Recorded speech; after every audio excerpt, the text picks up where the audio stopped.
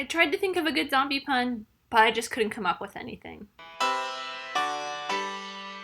Hey, I'm Amy and welcome back to the Horror Checklist, a month-long extravaganza of me talking about horror or Halloween themed or related spooky videos and movies and stuff. It's a thing. I still don't know what that intro is. Anyways, we're talking about Zombieland Double Tap today. I did a review of the first Zombieland yesterday. If you want to check that out, it'll be linked up there. Today, we are going to be doing a kind of quick review on Zombieland Double Tap because my thoughts on this are pretty much the same as my thoughts on the first Zombieland movie. Slight spoilers, if you have not seen the first Zombieland movie, it's pretty much the exact same thing. It is still very, very funny. It still has some great zombie kills, great zombie makeup, although the zombie makeup is a lot better this time around because it is 10 years later. They have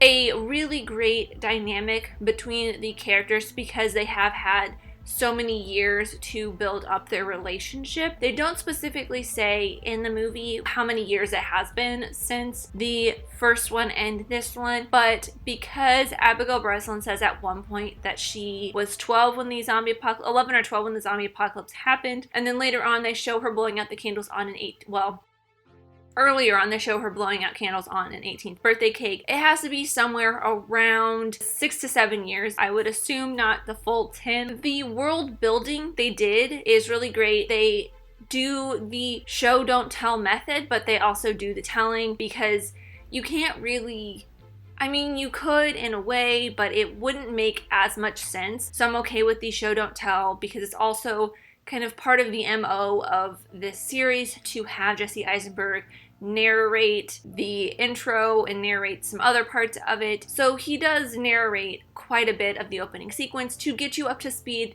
to what happened in between the two films. That's what I'm getting at. Of course, something that was my absolute favorite thing in the first Zombieland was the graphics of all of the different rules and the way they integrated that into the world of the film, which they did an excellent job of in this. They continued it, they updated a lot of the graphics, and they still look just as great. And I mean, that's kind of everything that you really have to know about this movie. There are so many beats that are similar to the first one, except here are some more slight spoilers if you haven't seen the first one and also for the second one. They take the Bill Murray bit and kind of bring it a little bit more to the front when they go to the White House, which is what you see in the trailers. But then they also have a bit where they meet Rosario Dawson's character towards the middle that also mirrors a little bit of the Bill Murray segment in the first Zombieland movie. It is a thing that happens, and there's also so many beats that are the same in this one and the first one, and it also has the same overarching story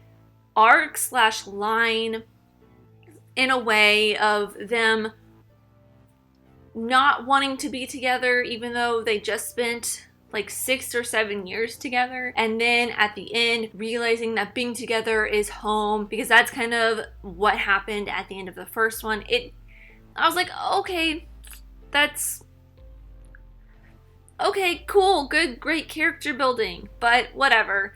It's still a fun and hilarious movie. I love the additions of Rosario Dawson and Luke Wilson and Thomas Middleditch. Although Thomas Middleditch's character did really, really highlight and emphasize how much I don't like Jesse Eisenberg's character because they're the same person, and I love Thomas Middleditch as an actor and a comedian, and I don't like Jesse Eisenberg all that much as an actor, not necessarily as a comedian.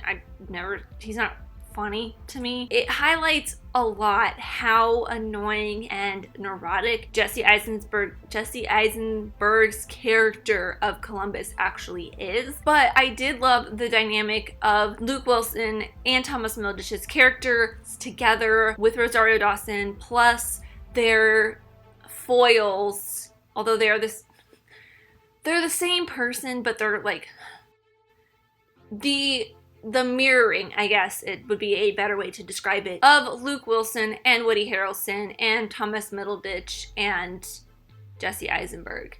forgot his name for a second. They have an interesting dynamic between the four of them. Of course, Woody Harrelson is still as funny as ever. Abigail Breslin has really grown as an actress. She is so talented. I mean, she was a Oscar nominee. No, she won. She won for Little Miss Sunshine, I think. Way back in the day when she was really young. No, nominated. All three of them except for Emma were nominated, and Emma was the only one that won. Yes, that's what happened. She's really great. She's a talented actress. She's always been a talented actress, but she's really great in this one because you get to see her being that, you know, pouty, emo teenager. There was a word in there that I really wanted to use, but it totally slipped my mind. The relationship between her and Woody Harrelson's character is superb. The relationship between Emma Stone, and Jesse Eisenberg's character are, I mean, it's an interesting relationship. I feel like Emma Stone's character is I don't know. I just couldn't see their characters together in general because I just couldn't get past the Jesse Eisenberg-ness of Columbus, and I just couldn't get past the Columbus character in general. He kind of bothered me. Zoe Deutch's character, I think that's how you pronounce her last name. I'm not sure. Her character is fantastic. She's hilarious. I didn't think I would like her from the trailers, but as you get to see her more in the film, she is hilarious and superb. I think that might be about it. Oh, also, there are so many Terminator 2 references in this movie. I thought it was very, very funny, only because, and you'll see it in a couple weeks from now, I am watching The Terminator and Terminator 2 Judgment Day back to back for 1001 and a podcast episode. So spoilers for some videos coming up, but I thought it was really funny that right after I had watched T2 for the first time, there are like at least 20 Terminator references in this. It was just really funny, a funny coincidence. But that is everything. Let me know your thoughts in the comments down below. Did you enjoy Zombieland Double Tap? Were you excited for this one? Did you just find it kind of meh? Which one do you like better, this one or the first one? But anyways, my rewatch score is probably going to be a Netflix. I don't think I would actively seek this out. I may buy like a Walmart bargain bin $5 double feature of this and Zombieland when it eventually comes out there in like 5 years from now. I don't think I would ever rent this movie with money. I would just, if it's on Netflix or some other streaming platform that I have a subscription to, I'd probably watch it on there, but that's about it. So that's everything. Let me know your thoughts in the comments down below, and thank you guys so much for watching. I really truly do appreciate you. Whoever you are, let me know who you are in the comments down below, and let's be friends. If you enjoyed this, leave a like and subscribe if you're new, because I love talking all things movies, TV shows, filmmaking, mystery, all that fun stuff, and I'll see you next time. Bye!